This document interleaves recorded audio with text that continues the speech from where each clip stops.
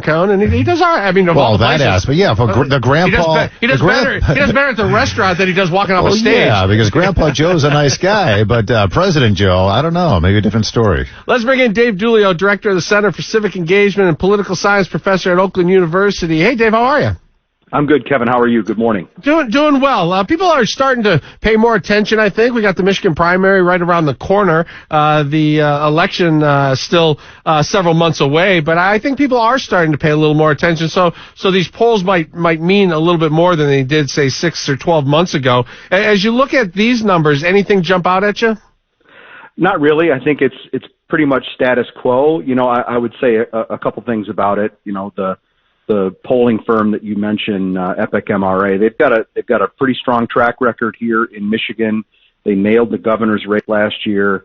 You know, so I think that speaks to how much stock we can put into this particular survey. You know, the other element is, look, people know how they feel about Trump and Biden. People's opinions about these two candidates are pretty well baked in. So I think that it's going to take something substantial to see a major shift in where the numbers are right now. So do we make too much about Biden's age? Are people comfortable that the people that Biden has appointed that surround him will do just fine, even if Biden slowly declines, or people feel like he's slowly declining? That is...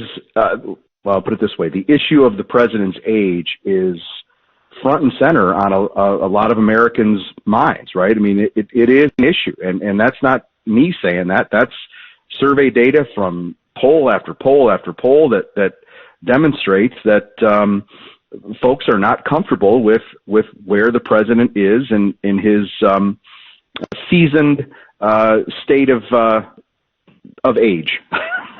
Very delicately put, sir. This poll, it's not really an outlier. You can go down to different states. You look at, Nevada, you look at Arizona, you look at Georgia, and then you look at Michigan. They're all kind of saying the same thing, that Trump leads Joe Biden in a head-to-head matchup. But you also factor in maybe a third-party candidate like Robert F. Kennedy Jr. It gets even worse for Joe Biden. This North Carolina poll shows that if you factor in RFK Jr., Trump is beating Biden 46 to 37%. That's pretty significant. So what does this all say about the Democratic Party? I mean, are they going to still kind of put their, I guess, all their chips behind Joe Biden, or are they realistically looking at somebody else? Well, I think that if I knew the answer to that one, Tom, I would probably be in some conference room in Washington, D.C. somewhere. Yeah. But, you have to imagine that those discussions are taking place, right? I mean, I think it would be sort of political consultant malpractice if folks weren't talking about contingencies or backup plans, or maybe even, moving the backup plan to the top of the list. As we sit here today and talk, I'm thinking Biden is the nominee, but never say never in politics.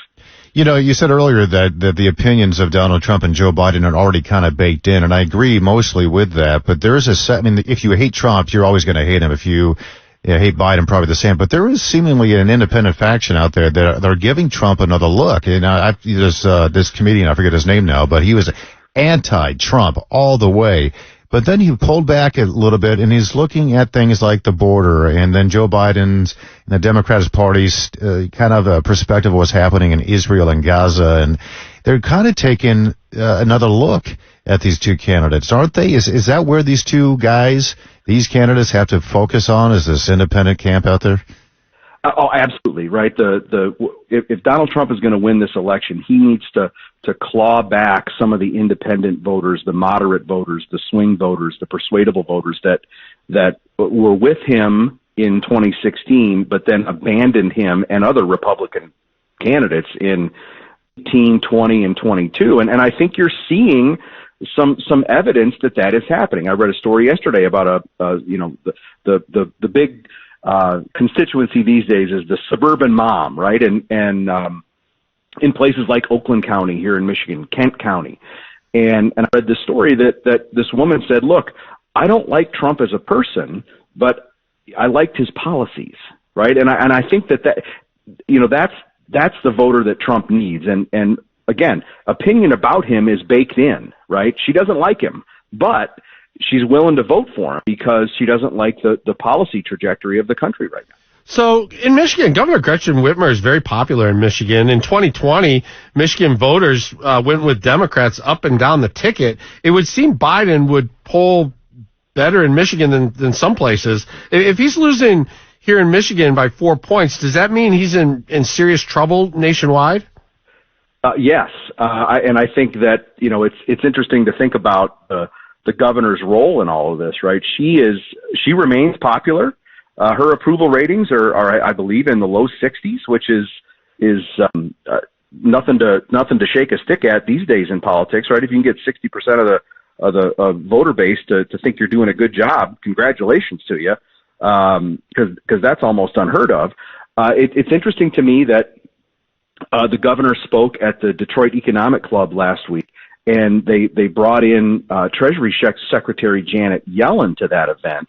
And I when I look at that, that's the governor trying to give a Biden administration official a platform from which to speak about, and as the secretary tried to do, the soundness of the economy, and try to convince people that, hey, look, things aren't as bad as you think they are. Right. So, Bob, because they came out and said that, Janet Yellen joining Governor Gretchen Whitmer at this conference, painting this rosy picture of the national economy.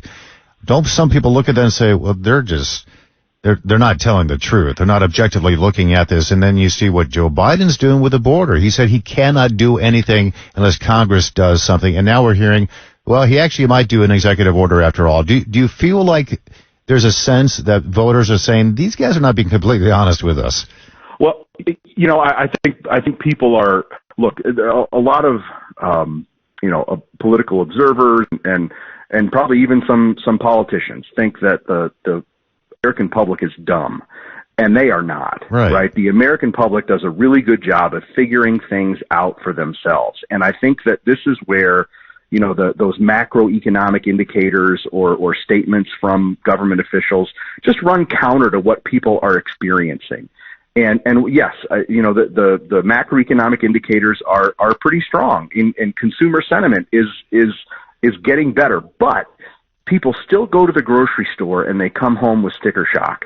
And unless that changes, I don't think that the economic outlook by a lot of Americans, middle-class Americans, is going to shift in the favor of the president. Yeah, and speaking of baked in, I think inflation is baked into our economy, and voters are feeling it regardless of these rosy pictures that Democrats keep putting out there. I think that's not a winning message. Very much appreciate your time. As always, Dave Doolittle, Director of the Center for Civic Engagement and Political Science, Professor at Oakland University. Thanks so much.